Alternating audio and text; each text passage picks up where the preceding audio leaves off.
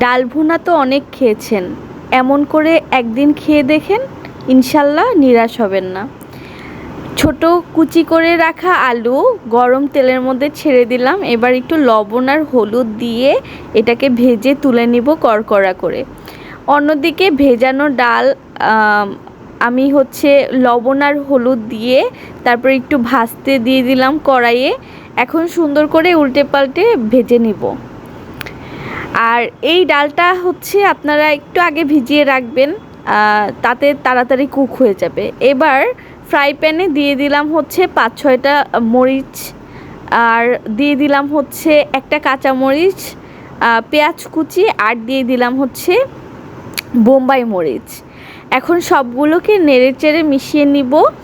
আর এই যে আস্ত আস্ত আমি শুকনা মরিচ দিলাম, যেটা ভাতের সাথে ডলে ডলে খেতে খুব মজা লাগবে আর কি, এই জন্য। এরপরে দিয়ে দিলাম ভেজে রাখা আলু এবং আগে থেকে ভেজে রাখা মসুর ডাল। এরপরে উল্টে পাল্টে নেড়ে চেড়ে মিশিয়ে নিব খানিকক্ষণ।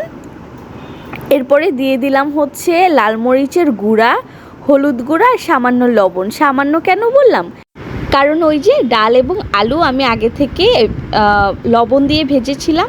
এবার দিয়ে দিলাম পানি আর আমার ফ্রোজেন করা ধনে পাতা। এবার একটু ঢেকে রাখবো। এই যে ঢাকনা সরিয়ে দেখলেন, একদম ডালটা পারফেক্ট হয়ে গিয়েছে। এখন একটু জিরার গুঁড়া দিয়ে দিলাম। আর এই ডালটা খেতে অনেক মজা হয়। টুডলস।